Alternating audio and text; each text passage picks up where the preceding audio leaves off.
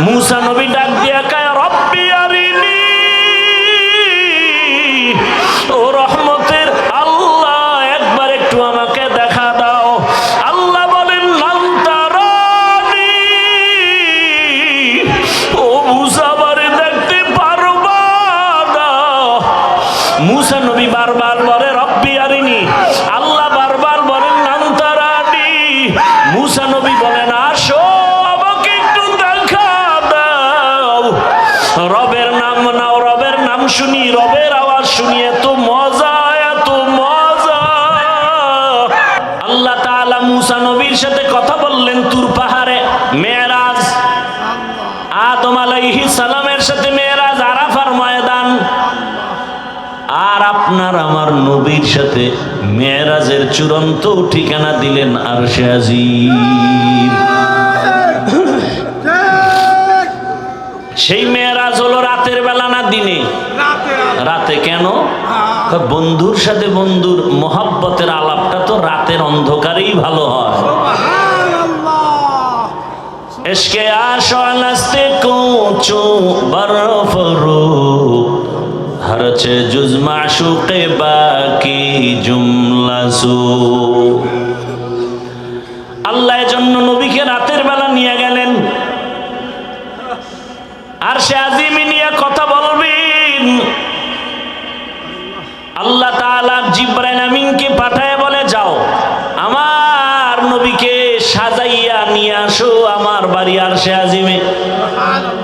জান্নাত থেকে একটা বোরাক নিয়ে যাও, জান্নাত থেকে একটা বোরাক সুন্দর করে সাজাইয়া রহমতের নবীর ঘরের দরজায় নিয়ে হাজির হয়ে যাও। হোয়া হুকুম জিবরাইল কো ইউশতা बुराक एक जन्नत से कर इंतखाब सजा उसको ज़ेवर से तू ताबपा फिर उसको तू काबा में ले कर के जा। আল্লাহর অর্ডার হয়ে গেল, আমার রসুলকে এখন কাছে বসায় কথা বলবেন। বোরাক নিয়ে জিবরাইল হাজির। রাতের বেলা এমন রাত নবীও ঘুমায়। মক্কা নগরীর পার্শ্বে হাতিমে কাবা।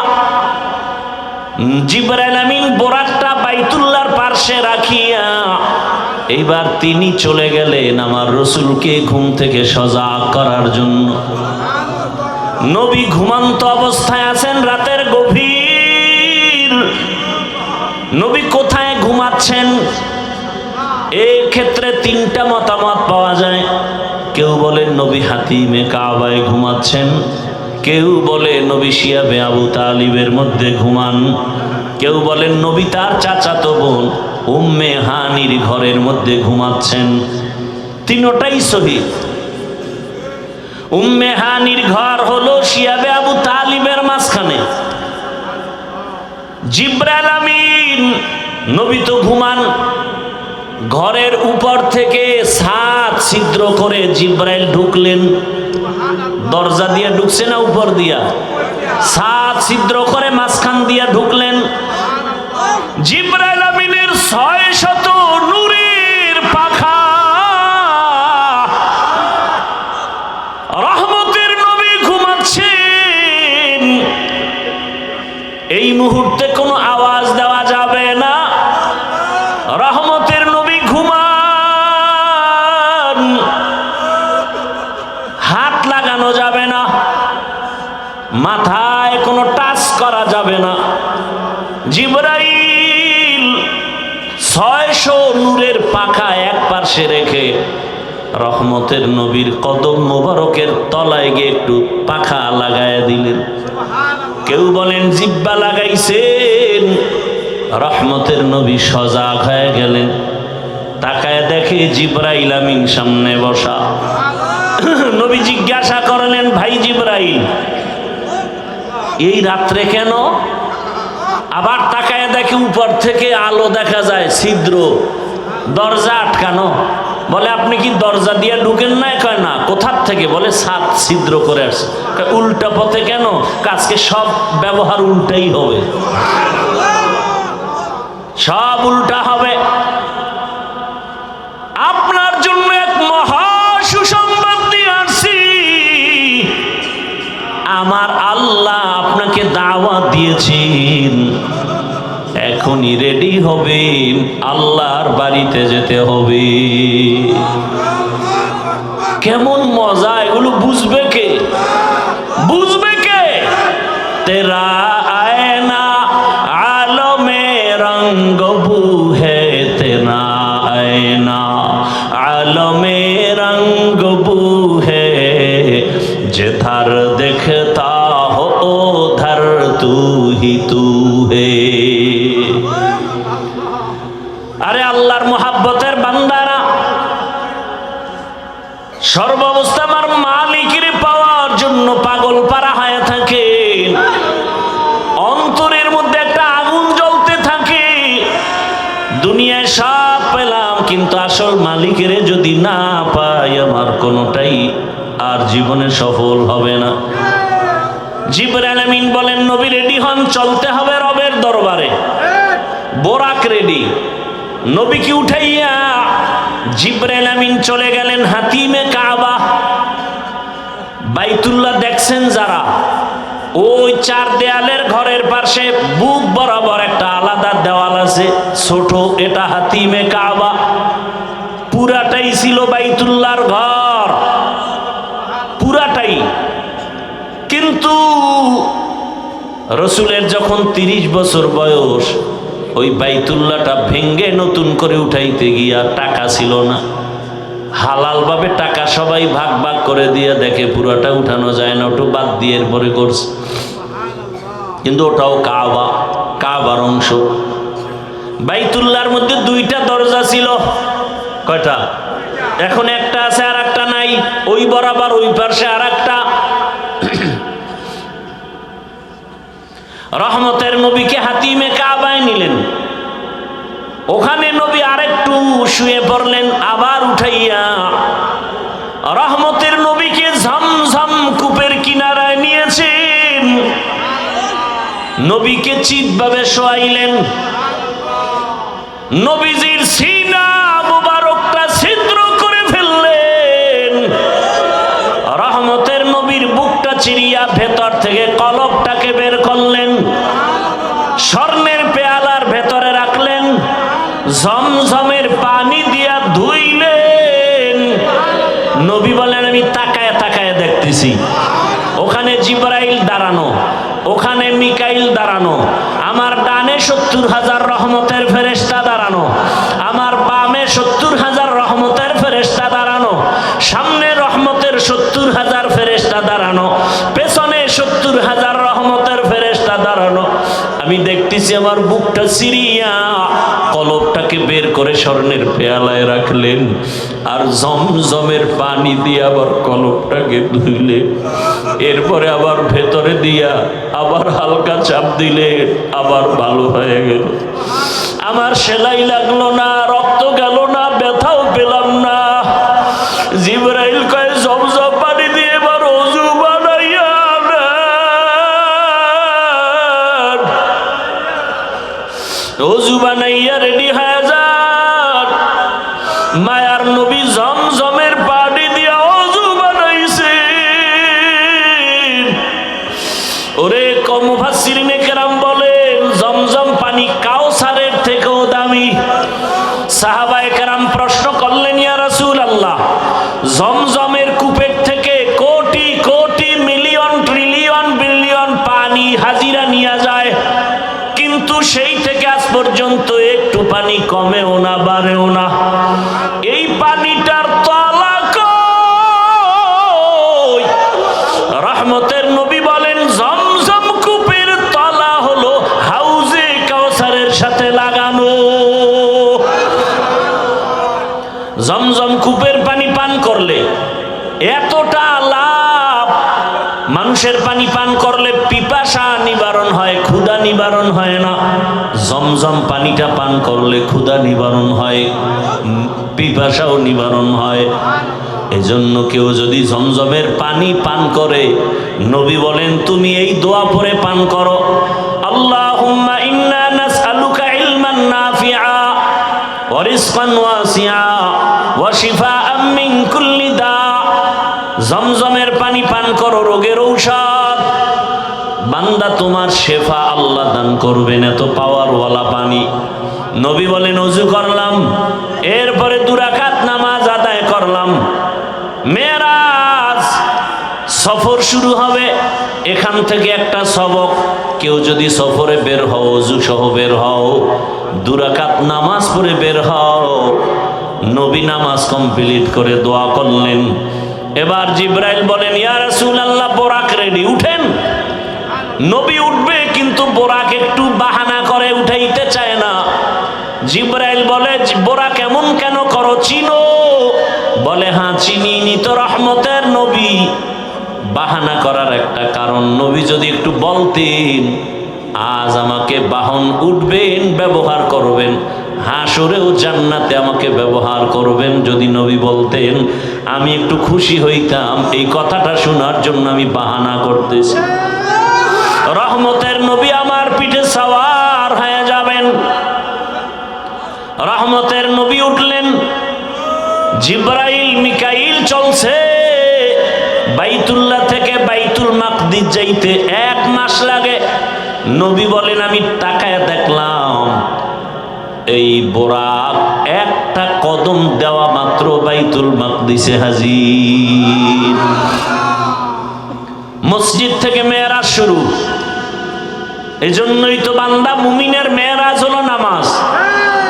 মসজিদে গিয়া নামাজে দাঁড়াও, ওখানে ঢুকার সময় ইতিকাফের নিয়তে ঢুকো।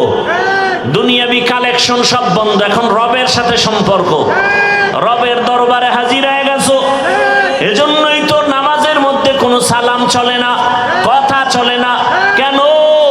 তখন একমাত্র কথা চলে আমার রবের সাথে। নামাজের ভেতরে রবের সাথে কথা চলবে, দুনিয়ার কানেকশন বন্ধ, ব্যবসা বন্ধ, চাকরি বন্ধ, কথা বন্ধ। কেউ সালাম দেওয়া জায়েজ নাই, দিলেও নিতে পারবে না। রহমতের নবী বলেন বের হয়ে গেলাম, মাঝখানে আরো জায়গায় জায়গায় দাঁড়াইলাম। প্রথম স্টেশন মদিনাতুল মুনাওয়ারায় নামলাম, 2 রাকাত নামাজ পড়লাম। এরপরে আবার যাইতেছি, মুসা নবীর এলাকা তুর পাহাড় দেখলাম। মুসা নবীর কবরটাও আল্লাহ দেখাইছে।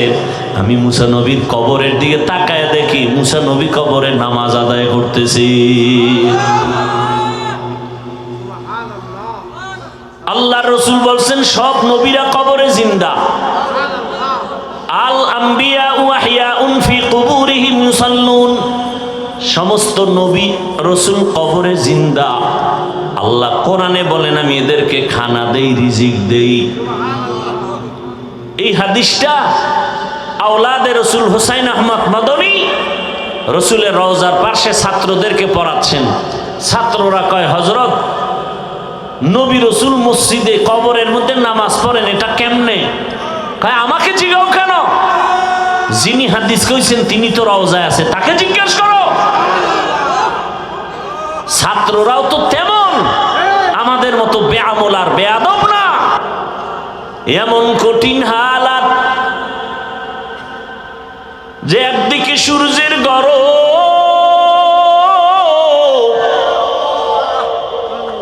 আবার জাহান্নামের চিৎকারের আওয়াজ। ওদিকে নবী আপনিই বয়ান করে কান্না করে বলেছেন আল্লাহ রাগ হয়ে যাবেন। এমন কঠিন সময় হাসরের মাঠে নবীরা পর্যন্ত ভয়ে কান্না শুরু করবেন। আদম নবী কাঁদবেন, মূসা নবী কাঁদবেন, ইব্রাহিম নবী কাঁদবেন। ওই কঠিন সময় আল্লাহর আদালতে যদি আমাকে ডাকা হয়, আবু বকর আমার জানমাল আমি নিয়ে তোমার জানমাল নিয়ে জান্নাত দিয়েছি, বিনিময়ে কি পুঁজি নিয়ে আসছো বলো?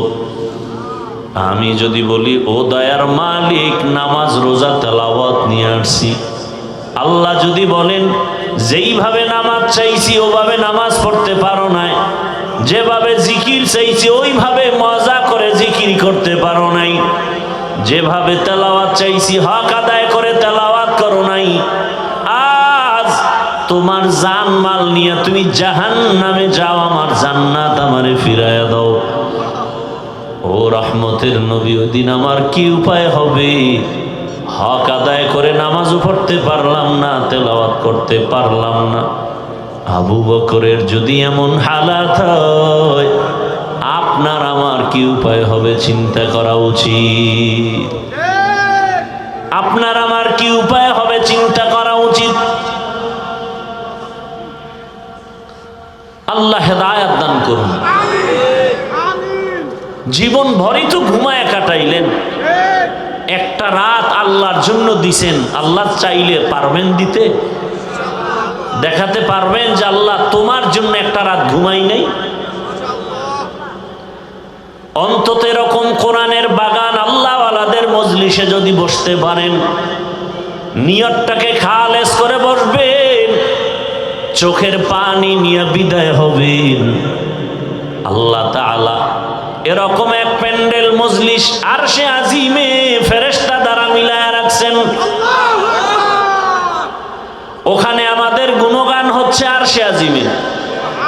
আল্লাহ ফেরেশতাদেরকে বলতেছেন, এমদাদিয়ার ময়দানে যে মানুষ এত ঠান্ডা শীতের মধ্যে বসে আছে, টাকা চায় না, বাড়ি চায় না, গাড়ি চায় না, ফেরেশতারা আমি জানি ওরা কি চায়। ফেরেশতারা বলে আল্লাহ আপনাকে চায়, জান্নাত চায়, জাহান্নাম থেকে তারা মুক্তি চায়। আল্লাহ বলেন ফেরেশতারা সাক্ষী থাক, ওই ময়দানের সব মানুষের গুনাহগুলো আমি মাফ করে দিলাম। আতিনা ফি দারে দুনিয়া না হাসান, আতিনা ফি দারে উকবা না হাসান, ইয়া গিয়াসাল মুস্তাগীসি নাহদিনা লফতিখারা বিল উলুমে ওয়াল গিনা। হর গরিদে নেকো তু তৈয়ার है, जो न मांगे उससे तू बेजार है। সূরাটার নাম বনি ইসরাইল। আল্লাহ তাআলা রাসূলকে, গোটা দুনিয়ার মানুষকে আল্লাহ বানাবার আগেই সিদ্ধান্ত নিলেন মানুষ হবে সৃষ্টির শ্রেষ্ঠ জাতি, মানুষের মতো দামি আর কোনো প্রাণী হবে না। সিদ্ধান্ত নিয়ে আল্লাহ মানুষ সৃষ্টি করলেন, এরপরে দুনিয়াতে পাঠালেন। পাঠানোর পর এই শ্রেষ্ঠত্ব ধরে রাখার জন্য দুইটা ব্যবস্থা দিলেন, যেই দুই ব্যবস্থা ধরে রাখলে মানুষ দুনিয়াতেও বাদশা হবে, কিয়ামতেও বাদশার হালাতে জান্নাতে যাবে। দুই ব্যবস্থার এক ব্যবস্থার নাম ব্যক্তি, আল্লাহর নির্দিষ্ট করা বান্দা। দ্বিতীয় হলো আল্লাহর দেয়া কিতাব। আল্লাহ যত ব্যক্তি পাঠাইছেন মানুষকে শান্তির ঠিকানা বুঝায় দেওয়ার জন্য, এই ব্যক্তিদের মধ্যে শ্রেষ্ঠ ব্যক্তি হলেন রহমাতুল লিল আলামিন। আর আল্লাহ যত কিতাব দিয়েছেন, এই কিতাবের মধ্যে শ্রেষ্ঠ কিতাব হলো কোরআনুল কারীম। রহমতের নবী এবং কোরআন। দুনিয়ার মধ্যে যত ব্যক্তি শ্রেষ্ঠ হলেন রহমাতুল লিল আলামিন। আর দুনিয়াতে যত কিতাব আছে, শ্রেষ্ঠ কিতাব হলো কোরআনুল কারীম। আমার রহমতের নবী কোন কোন কারণে শ্রেষ্ঠ? শুধু আয়াতগুলো যদি তেলাওয়াত করি ঘন্টাকে ঘন্টা চলে যাবে। আমার নবী যে শ্রেষ্ঠত্বের আয়াত আল্লাহ দিছেন, ইন্না আ'তাইনাকাল কাউসার ফাসাল্লি লিরাব্বিকা ওয়ানহার ইন্না শানিআকা হুয়াল আবতার। নবীজিকে আল্লাহ কাউসার দান করেছেন শ্রেষ্ঠত্বের একটা কারণ। নবীজিকে আল্লাহ এত মর্যাদা দান করেছেন তার আর এক কারণ আর এক আয়াতে, ওয়ামা আরসালনাকা ইল্লা রাহমাতাল লিল আলামিন। রহমতের নবী শ্রেষ্ঠ কেন তার আর এক কারণ, মা কানা মুহাম্মাদুন আবা আহাদিম মির রিজালিকুম ওয়ালাকিন রাসূলুল্লাহি ওয়া খাতামান নবিয়্যিন। রহমতের নবী শ্রেষ্ঠ হওয়ার আরো কারণ, ইন্না আরসালনাকা শাহিদান ওয়া মুবাশশিরান ওয়া নাযীরা ওয়া দাঈয়ান ইলাল্লাহি বিইজনিহি ওয়া সিরাজাম মুনীরা।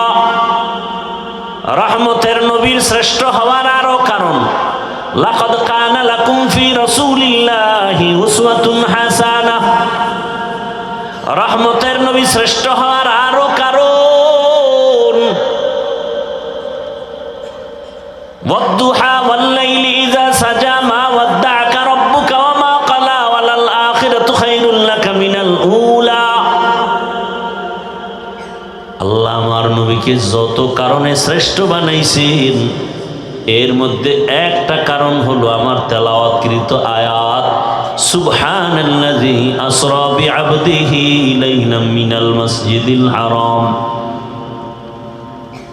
সমষ্টি কথা হলো মেরাজ দিয়ে আল্লাহ আমার রসুলকে শ্রেষ্ঠ মর্যাদা দিয়েছেন। বর্তমান আরবি মাস রজব, এর পরের মাস শাবান, এর পরের মাস রমাজান। ধৈর্য ধরলে আমি ধারাবাহিক আলোচনা করব, আর উঠা বসা করলে লাইন কাইটে দিয়ে দোয়া করে দেব। ধারাবাহিক আলোচনা করলে একটু সময়ের দরকার। আরবি মাস এগুলো মুমিন হিসাবে মনে রাখা ওয়াজিবে কিফায়া। আমরা আরবি মাসের নাম মনে রাখবো দূরের কথা, বাংলা মাসের নামই মনে রাখি না। যেই বাংলার জন্য জীবন দিল কত যুবক, বরং সেই দিনটাকেও স্মরণ করে ইংরেজিতে 21শে ফেব্রুয়ারি। আমরা কি তোমায় ভুলতে পারি? 21শে ফেব্রুয়ারি এই ইংলিশ নামটা উচ্চারিত হওয়ার জন্য ওরা জীবন দেয়নি, বাংলা ভাষা ঠিক রাখার জন্য দিয়েছে। যাই হোক, আরবি মাসের নাম মনে রাখা উচিত, তবে আমাদের মাঝে একেবারে যে মনে রাখে না তা না। কিছু কিছু মাসের নাম আমাদের বাংলাদেশি জাতিরা মনে রাখে, যেই মাসে খাওন পাওয়া যায়, খাওন আছে। যেমন শবে বরাত কোন মাসে আসবে এটা গণনা করে হিসাব করে বের করেছে, ওদিন তবারক। মিলাদুন নবীর মাস, খাওন আছে। রজব মাস বড় দামি এবং খুবই সম্মানিত এক মাস। সূরা তাহা আল্লাহ ওখানে উল্লেখ করেন, আল্লাহ নিজে সিদ্ধান্ত করেছেন বছরে মাস হবে 12টা। ইন্না ইদ্দাতাশ শুহুরি ইনদাল্লাহি 12 শাহরান ফি কিতাবিল্লাহ ইয়াউমা খালাকাস সামাওয়াতি ওয়াল আরদ মিনহা আরবাআতুন হুরুম যালিকাদ-দীনুল কাইয়্যিম। আল্লাহ বলেন গণনার আকারে মাস হবে 12টা। কিয়ামত পর্যন্ত কয় মাসে এক বছর? কোন বছর 13 মাসে হবে না, 11 মাসে হবে না। কয় মাস? 12 মাস। আরবি 12 মাসের প্রথম মাস হলো মুহররম। কোন মাস? আল্লাহ বলেন এই 12 মাসের মধ্যে আমি আল্লাহ 4 মাস রাখলাম সর্বোৎকৃষ্ট সম্মানিত। এই 4 মাস হলো 12 মাসের মধ্যে বড় দামি। অন্য মাসের তুলনায় এই মাসটাও দামি, অন্য মাসও দামি, তবে একটু এটার আলাদা মর্যাদা। আল্লাহ কয় যে 4 মাস দামি, এই সিদ্ধান্তটা কবে করেছি? ইয়াউমা খালাকাস সামাওয়াতি ওয়াল আরদ, আসমান জমিন যেদিন সৃষ্টি করেছি ওদিন সিদ্ধান্ত নিছি বছরে মাস হবে 12টা, এবং এর মধ্যে 4 মাস হবে দামি, 3 মাস লাগাতার লাগানো। মুহররম হইল বছরের প্রথম মাস আরবি, এর পরের মাস এর আগের মাস না, হজের মাস, হজের আগের মাস, হজের পরের মাস। আর এই রজব মাসটা একটু আলাদা, জিকাদা, জুলহিজ্জা, মুহররম। হজের মাস হলো জিলহজ, এর পরের মাস থেকেই বছর শুরু আরবি।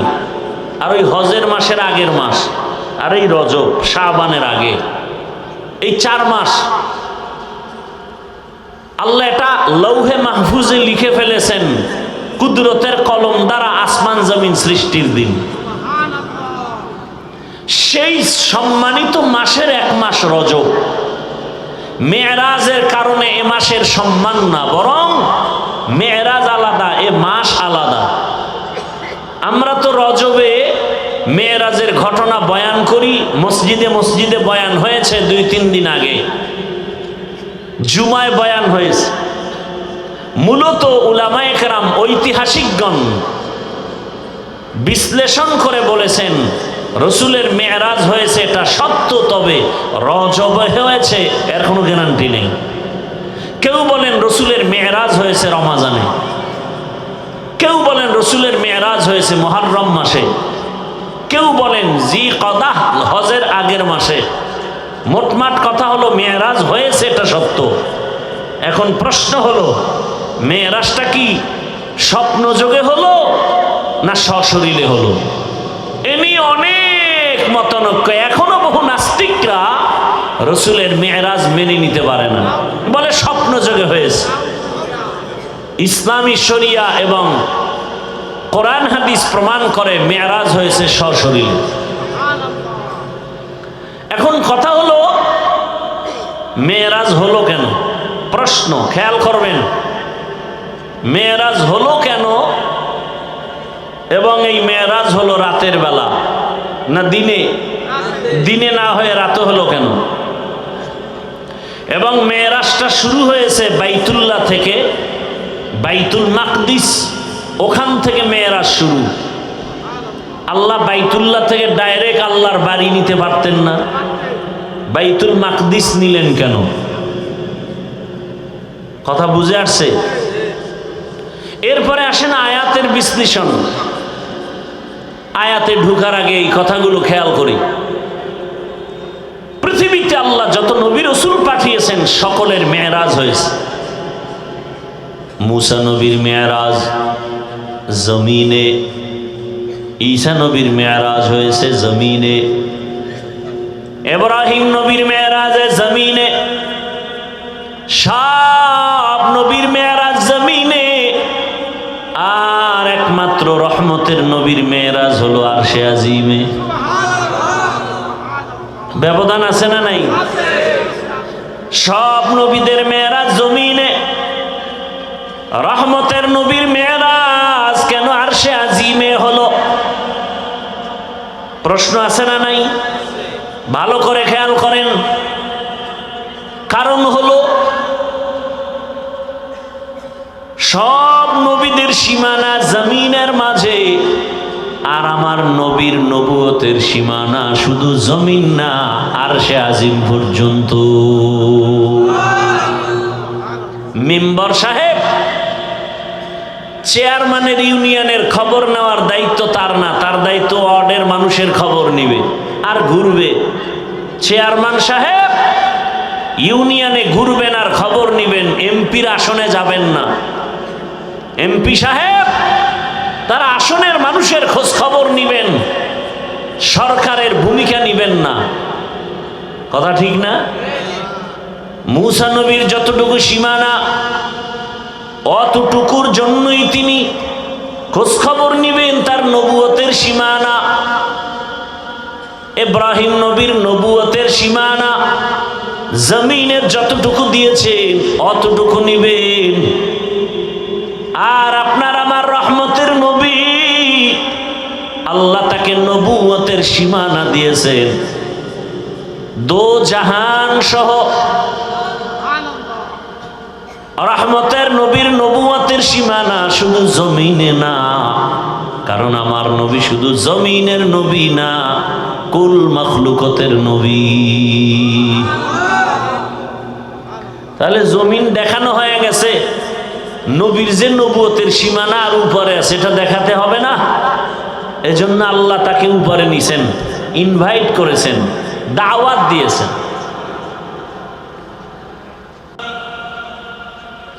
সব নবীদের মেরাজ হলো ইমতিহান, আর আপনার আমার রহমতের নবীর মেরাজ হলো ইনআম। সব নবীদের মেরাজ হলো পরীক্ষা, আর আপনার আমার রহমতের নবীর মেরাজ হলো একমাত্র পুরস্কার। সব নবীর মেরাজ পরীক্ষা, আমার রসুলের মেরাজ পুরস্কার। পরীক্ষা ছাড়া পুরস্কার পায়নি, কথা বলেন না কেন? তা নবীরে যদি পুরস্কার দিতে আরশে আজিমে নেয় তো পরীক্ষা হইল কই? সব নবীর পরীক্ষা। মেরাজ মানে পরীক্ষা। এবং মেরাজের স্থান, আদম আলাইহিস সালামের মেরাজ আরাফাতের ময়দানে, মুসা নবীর মেরাজ তুর পাহাড়ের চূড়ায়, ইব্রাহিম তার মেরাজ হলো আগুনের ভেতরে। আরে মেরাজ মানে উপরে উঠা। মেরাজ মানে কি? খেয়াল করেন, খেয়াল করেন। বয়ান ইচ্ছা করে করা যায় না, চুম্বুকে চুম্বুক টানলে না কাজ হয়, কথা ঠিক না? আল্লাহ কথা বের করে দেন, মুখস্থ করে বলা যায় না। আপনাদের দিলের আকর্ষণ, মহাব্বত কথা বের করবে। এলেমের মাস্তানি চলে না তো এ জায়গায়। বহু আলেম মাইকের সামনে বসলে কথা বলা যায় না, পারে না। বড় আলেম, আল্লাহ যাকে পছন্দ করেন আল্লাহ তাকে দিয়ে সে কাজ নিবেন। সে মাইকের সামনে কথা না বললে কি হবে? গোটা দুনিয়াতে বক্তা তৈরি করার ফ্যাক্টরিতে তারা বসে আছেন। আমাদের এলেম শিখাইছেন না? এই যে আমার ওস্তাদ বয়ান করলেন মাগরিবের এশার আগে, এর জন্য খেয়াল করেন। অনেকের কাছে ভালো লাগে না, না? হ্যাঁ, এই বয়ান এক জায়গায় করছিলাম প্রায় 2.5 ঘন্টার বেশি। ভালো করে খেয়াল করেন। ইব্রাহিম নবীর মেরাজ আগুনের ভেতরে। কেমনে হয়েছে? কাহিনীতে ঢুকলে আর সম্ভব? এ রাত শেষ হয়ে যাবে। আগুনের মধ্যে কেমনে মেরাজ হয়েছে? ও মেরাজ মানে কি? উপরে উঠা। এই উপরে উঠা একটা হলো জাহেরি আর একটা হলো বাতিনি। একটা কি আর একটা কি? বাতিনি। মেরাজের মূল থিম, মূল টার্গেট রবের সাথে তাআল্লুক আর মাআল্লা তৈরি করা। খুব খেয়াল করি ভাইরা আমার। বয়ান করতে দিতে হবে, নাইলে তো পারবো না আগাইতে। খেয়াল করেন, মেরাজ উরুজ, ঊর্ধ্বে গমন, উপরের দিকে উঠা।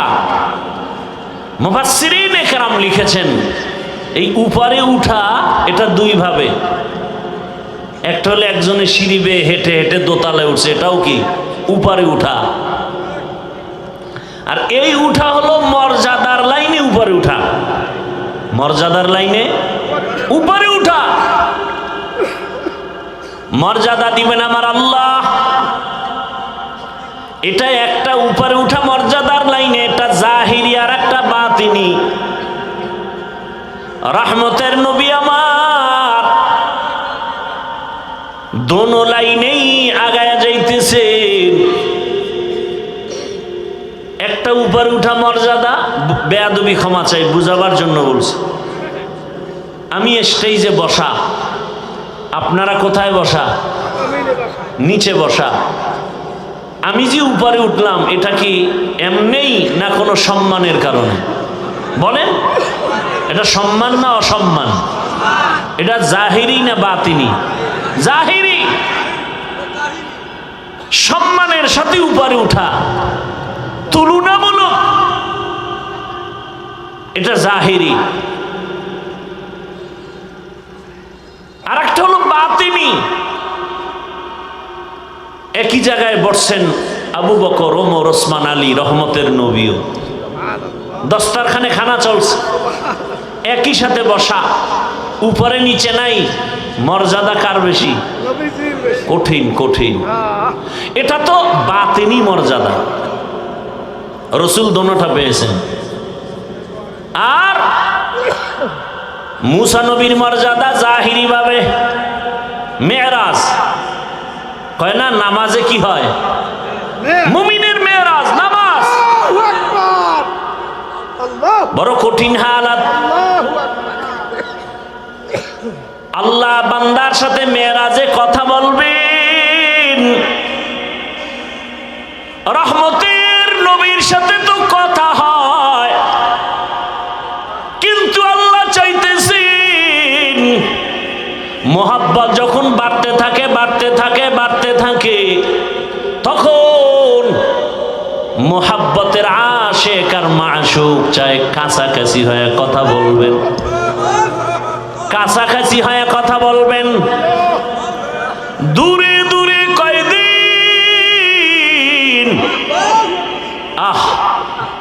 মুসা নবী আল্লাহর বন্ধু, ঈসা নবী আল্লাহর বন্ধু, ইব্রাহিম আল্লাহর বন্ধু, সব নবী রাসূল আল্লাহর বন্ধু।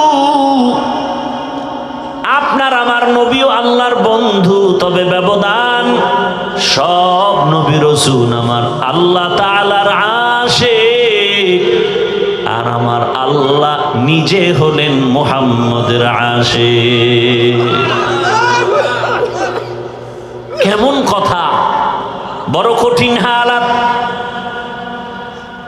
রবের সাথে মেরাজ হবে মানে কাছে নিয়ে কথা বলবেন, গোপনে। আল্লাহর নবী মুসা দৌড়ায় তুর পাহাড়ে, মালিকের সাথে কথা বলবে। কথা যত বলে মায়া তত বাড়ে, মোহাব্বত বাড়ে। মুসা নবী তুর পাহাড়ে গেলেন আগুন আনার জন্য। শুআয়ব আলাইহিস সালামের মেয়ে সফুরা, মুসা নবীর প্রথম বিবি, পেটে বাচ্চা, যাওয়ার পথে মিশরে আগুনের দরকার। তুর পাহাড়ের কিনারায় গেলেন, নির্দিষ্ট জায়গায় কদম রাখলেন। হঠাৎ করে একটা আওয়াজ, ইয়া মুসা ফাখলা'না আলাইক ইন্নাকা বিল ওয়াদিল মুকাদ্দাসি তুয়া। এই মুসা, জুতা খোল। কই কদম রাখছো? জুতা খোল। এটা তুরে সিনা, বড় পবিত্র জায়গা। মুসা নবী বলেন, মানুষে যদি আওয়াজ দিত, হয়তো ডান না হয় বাম না হয় সামন না হয় পিছন, কিন্তু আমারে যে জুতা খোলার আওয়াজ দিল, চতুর্মুখী একটা আওয়াজ পাইলাম।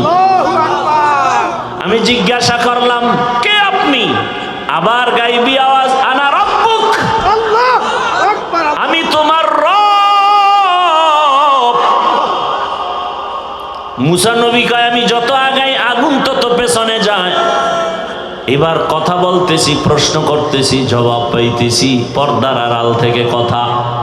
যত কথা বাড়ে মোহাব্বত বাড়ে, মোহাব্বত বাড়ে, মোহাব্বত বাড়ে।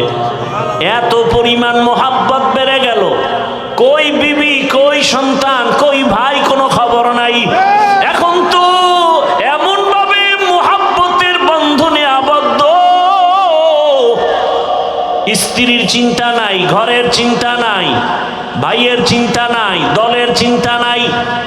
এখন একটাই অন্তরে, আমার রব কাছে পেয়ে গেলাম, কথা পাইতেছি, এখন আর বাড়ির চিন্তা নাই, কেমনে রবেরে দেখবে। হঠাৎ মায়া অন্তরে এমন ইশক আর মুহাব্বত। আল্লাহ বলেন যারা খাঁটি ঈমানওয়ালা, এদের সামনে যখন আমার নাম বলা হবে, আল্লাহর নামের জিকির হবে, নাম উচ্চারণ হবে, তখন তাদের কলবে ঝালঝালা শুরু হয়ে যাবে, কলবের ভেতরে কম্পন। আর যখন কোরআনের তেলাওয়াত হবে, তখন তাদের ঈমান এই পরিমাণ তাজা হয়ে যাবে। ঈমান যখন তাজা হয়ে যাবে, আরে একটা মানুষের চিন্তা চেতনা এমন, আমি প্রায় সময় বলি, শামসুল হক ফরিদপুরি রহমতুল্লাহ আলাইহি বলেন, দুনিয়াতে যত মানুষ দেখো সব পাগল। কেউ টাকার পাগল, কেউ ক্ষমতার পাগল, কেউ নারীর পাগল, কেউ বাড়ির পাগল, কেউ সৌন্দর্যের পাগল। আর এ দুনিয়াতে একদল মানুষ, এরা টাকার পাগল না, গাড়ির পাগল না, বাড়ির পাগল না, সৌন্দর্যের পাগল না। এই মানুষগুলো একমাত্র আমার মাওলার পাগল। যে টাকার পাগল সে 24টা ঘন্টাই ফিকির করে টাকা, টাকা, ডানে বামে সামনে পেছনে টাকা। যে গাড়ির পাগল সে সব সময় ফিকির গাড়ি আর গাড়ি। যে বাড়ির পাগল সে 24টা ঘন্টায় ফিকির আর জিকির, বাড়ি বাড়ি বাড়ি। আর যেই বান্দার অন্তরে আমার মালিকের আগুন, ওই বান্দা বাড়ি চায় না, গাড়ি চায় না, ওই বান্দার অন্তরে সবসময় আগুন জ্বলে। আমার মালিক, আমার মালিকের তো এখনো চিনতে পারি নাই। আজ আমি কথা বলি, কত সুন্দর কণ্ঠের আওয়াজ। এই সুন্দর কণ্ঠ কে দিলেন? তাকে তো একবারও চিনলাম না। আমারে বাড়ির মালিক, গাড়ির মালিক, সন্তানের মালিক কে বানাইছেন? বাড়ি চিনলাম, গাড়ি চিনলাম, সন্তান চিনলাম, সব চিনলাম, কিন্তু গাড়ি যে আমাকে মালিক বানাইলেন তারে তো এখনো চিনলাম না। আল্লাহ তাআলা মুহাব্বত, বান্দাকেই তো আল্লাহ মুহাব্বতের দরজা খুলে ডাকেন। ইব্রাহিম নবীর মেরাজ দিলেন আগুনের মধ্যে নিয়া। আগুন জ্বলতেছে কিন্তু ইব্রাহিম জ্বলে না, কারণ আমার মালিকের কুদরতের নজর পড়ে গেছে। ইউনুস আলাইহিস সালামের সাথে মেরাজ হয় মাছের পেটের মধ্যে নিয়া। ওই মাছের পেটে গিয়াও ইউনুস আমার আল্লাহকে ভুলেন না। ওই মাছের পেটের মধ্যে ইউনুস আমার আল্লাহকে ডাকতেছেন। আল্লাহ বলেন, যে আমাকে ভুলে না, আমিও তাকে ভুলতে পারি না।